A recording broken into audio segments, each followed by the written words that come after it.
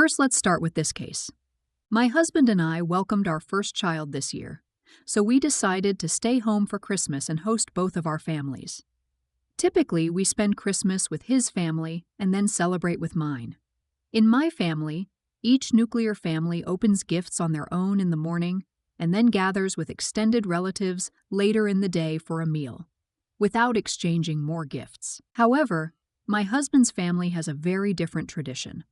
They bring all stockings and gifts to the host's house and spend the entire day there. The problem is their method. Everyone sits in a circle, and one person opens one gift at a time while showing it off and expressing gratitude. This process drags on for hours. 1 year before we were married, I left their celebration after just 2 rounds of gift opening to attend my own family's gathering, which is over an hour away. I spent a couple of hours celebrating with them and then returned to my husband's family, only to find they had just finished opening gifts. It took them over 6 hours. Even the kids, who receive the most gifts, get burned out, and the adults criticize them for not appearing enthusiastic enough. Recently, my husband casually invited his cousin and aunt over for Christmas and told them to bring their gifts along so they'd have something to open too. Since this year's celebration is supposed to include both his family and mine, I'm worried. I already find his family's gift tradition exhausting, and I don't want to subject my family to it as well. Would I be wrong to tell him he needs to come up with a different system for gifts with his family?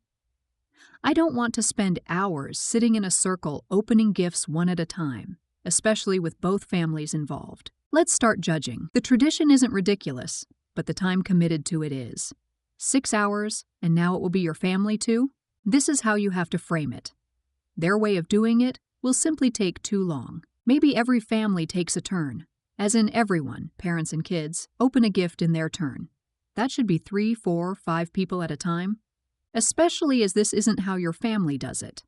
Your family won't have as many gifts. But focus on that, there will simply be too many people. Another option needs to be figured out. Telling him to figure out a new system won't give you the outcome you want. If it's at your house, then you figure out the system you want and communicate it in advance. The smart way is to reflect back and remember who looked burnt out. Call them first and explain the way it will be done. It most likely will have been done that way to suit one senior person. And if you give them an escape framed, right, they will run for it. Individual phone calls to the people invited to prime them and get them on side. Pretend you're a politician getting votes for your idea. You want no one to be surprised on the day, or maybe just the person you've identified as being the main proponent of one gift circle. When it comes up, you want everyone, or most, there to already be on board with your system. You're not in the wrong. I was in a similar situation. I married into a large family and everyone bought gifts for everyone. They'd open them one by one, and it took so long they'd have a bathroom dessert break in the middle. I suggested a few changes because of the time it took and the cost, especially for us as newlyweds. 1 year, we drew names so everyone brought one gift. Then we tried men bring a man's gift, women bring a woman's gift. Eventually, we got to no gifts. My sister still brings a small gift for everyone, but she loves shopping. No one else brings gifts. It makes for a nice meal without the gift pressure. Just talk to them about alternatives. Maybe they think it's over the top too. Next up, like most kids, my 7-year-old daughter absolutely dislikes bedtime. If it's 9:59 and we tell her it's time for bed, she'll protest, claiming we're depriving her of that 1 minute. Usually, I let it slide. But this week, when I told her bedtime was at 10:05, she protested again. She argued that it's unfair she has to go to bed while the adults stay up and enjoy their evening. Honestly, she wasn't wrong. It does make more sense for me to go to bed earlier too, since we all wake up around the same time. But I wanted her to understand the trade-off between staying up late and the impact it has the next day. So I told her she could stay up as long as she wanted. In fact, I said she could keep watching TV all night if she wanted to, even if the rest of us went to bed. Her eyes lit up as she celebrated her win, settling in on the sofa with a triumphant grin. My wife voiced her concern, saying this would make her too tired for school, but I explained that was the whole point. I wanted her to experience the consequences. I went to bed at my usual time and woke up at 7 a.m. Sure enough, my daughter had fallen asleep on the sofa, likely only a couple of hours before. Getting her up and ready for school was a struggle neither of us enjoyed. After I dropped her off at school, I picked her up later that day, and she was completely exhausted. She even fell asleep in the car on the way home. When we got back, she tried heading straight to bed, but I reminded her she had a swimming lesson in an hour and needed to get ready. She cried, but still went with her mom. Afterward, she was barely holding herself together when she got home, but I told her she couldn't go to bed yet because she had homework to finish. This brought on more tears, but I stood firm, explaining that postponing responsibilities due to a choice she made wasn't okay. I helped her with her homework, and by the time it was 8 p.m., she was already in bed. The next night, when it was 10 p.m., she didn't protest bedtime at all. She simply walked upstairs and declined when I asked if she wanted to stay up with us. I felt the lesson was a success. However, my wife questioned my parenting method, calling it borderline neglectful and manipulative. I disagreed, but after discussing it with friends and family, I'm starting to doubt myself. So am I wrong here? Let's start judging. You're not in the wrong at all. Although we have different parenting techniques, yours worked. I made my kids go to bed at 8. And yes, they had tantrums, but hey, that wore them out. As they got older, 9, 10, I made them a deal. They could stay up until 9 to watch Dragon Ball Z, as long as there were no problems getting up and ready in the morning. If one of them was late or not ready in time the next morning, that night they went to bed at 8. It was interesting that at 6:30 a.m. I didn't have to yell. They yelled at each other. Problem solved. You're not in the wrong, but 10 is way too late for a 7-year-old to be staying up. The National Sleep Association recommends a child of that age getting to bed by 8 at the latest. Hell, I think when I was that age, my bedtime was 7:30. A child her age needs 9 to 11 hours of sleep per night. You're not in the wrong. I took a parenting class. One thing they said was to be thoughtful in your discipline. Give a consequence for whatever infraction, then follow through. Don't do the, if you don't stop, you won't watch screen for a month, then give them screen time 2 days later. Also, don't give exaggerated consequences for small infractions. You tell kiddo that sleep and routine are important. They don't get it until they experience it. It wasn't cruel. She wasn't tortured. She was tired and frustrated, and that's why she cried. Frustration does not equal neglect or abuse. It did equal education on consequences of missing sleep. Next up, I have 4 sons, 2 from my previous marriage. My ex-wife and I divorced when my oldest son, Cody, was 10. We co-parented well until Cody turned 14 and was starting high school. He and his mother wanted him to attend the local public school, while I preferred he go to a private school. Although we live in a nice area, many families send their kids to private high schools because they can afford it. As a result, the local public school, Venice High, has many empty seats and admits students who have struggled in other schools. I was concerned about the environment there, but my ex assured me Cody wouldn't fall into the wrong crowd and accused me of stereotyping. Cody liked the idea of attending Venice because he thought it would be easier and within walking distance. By the time Cody turned 18, my concerns were validated. He had dropped out of high school and spent his days with friends who shared his habit of using cannabis. His lifestyle revolved around skating and trying to look cool. His mother dismissed my concerns, saying Cody was just finding himself and had plans to learn a trade and get his high school equivalency diploma. Our relationship became strained, and eventually, my younger son decided to live with me full-time due to the chaotic situation at his mother's home. It was then that my younger son told me Cody and his mother were using stronger substances, including stimulants. This revelation made sense given Cody's behavior. Unfortunately, dealing with someone who struggles with addiction but refuses help is incredibly difficult. Earlier this year, Cody was arrested for possession of a controlled substance, a felony. I spent a significant amount of money on a lawyer and rehab to have the charge reduced to a misdemeanor upon successful completion of rehab and probation, which would also erase it from his record.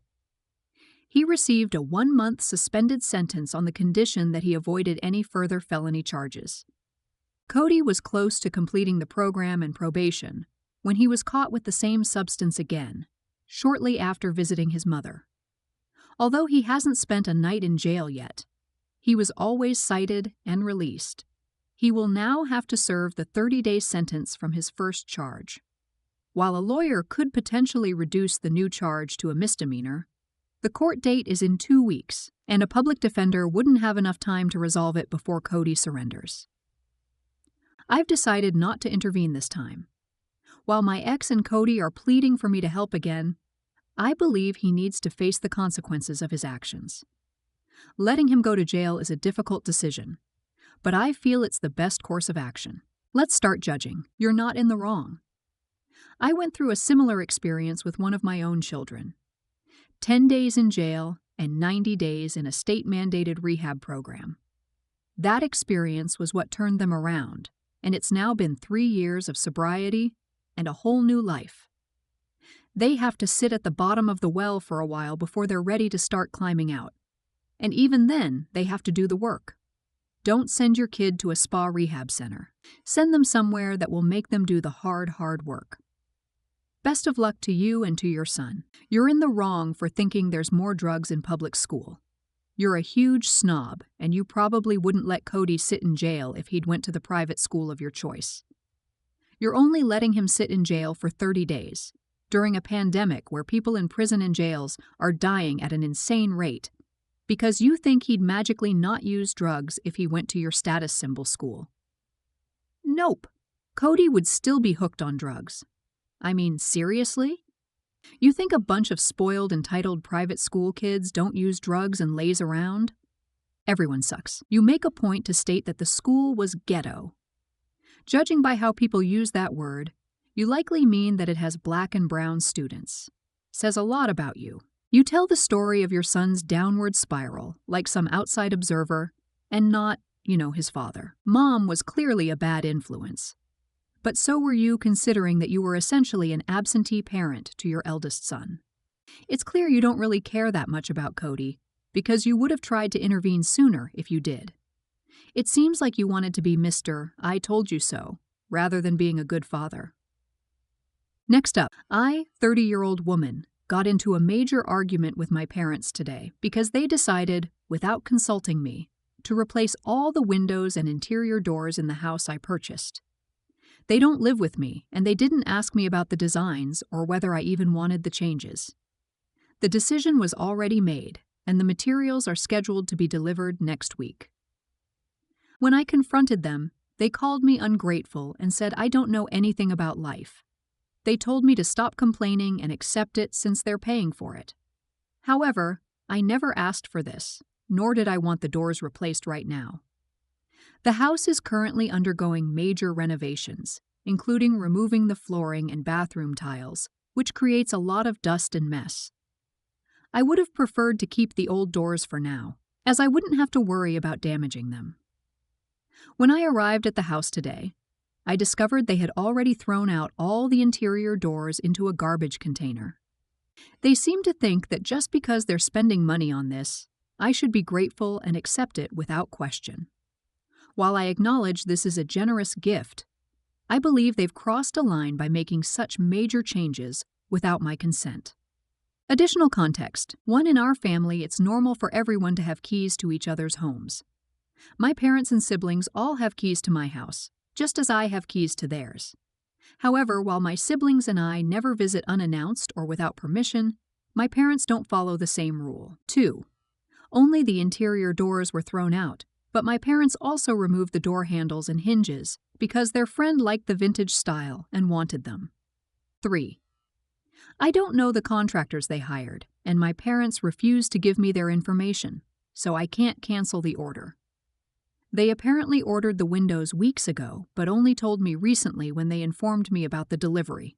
4. I plan to change the locks on Monday. 5. No one currently lives in the house, as I'm still staying in my apartment while the renovations are ongoing. 6. For clarity, I paid for the house entirely on my own. This isn't a home my parents purchased for me. I feel like that distinction should be obvious, but I wanted to clarify since some people assumed otherwise. Let's start judging. You're not in the wrong. They've undermined you as a homeowner and as an adult. You don't have anything to be grateful for. Send them back when they arrive. Can you rescue the doors and put them back? Get the doors and windows you actually want in your own time. You're not in the wrong. It's your home. You bought the house. Call and cancel the order or refuse the delivery and explain that you as the owner never authorized the purchase. If your parents have keys, change the locks and set some boundaries. Guilt over something you didn't ask for is a control device they use to hold an obligation to them. It's your house, so no one touches it unless you give them permission. Which translates into, there may have been purchases, but no one is going to install them against your will. Your parents may have meant well, but the way they did it was not respectful of you or your property. Maybe they have control issues. Maybe they wanted to show their money influence. What they were doing outside of those is buying modern doors and windows to replace the energy-inefficient older ones. Winter heating an entire house isn't a joke. They stepped on your toes. You didn't like it. But it is still a very generous gift. Windows and doors aren't cheap. You're not in the wrong for getting mad at overstepping parents. But you might regret not taking the gift anyway.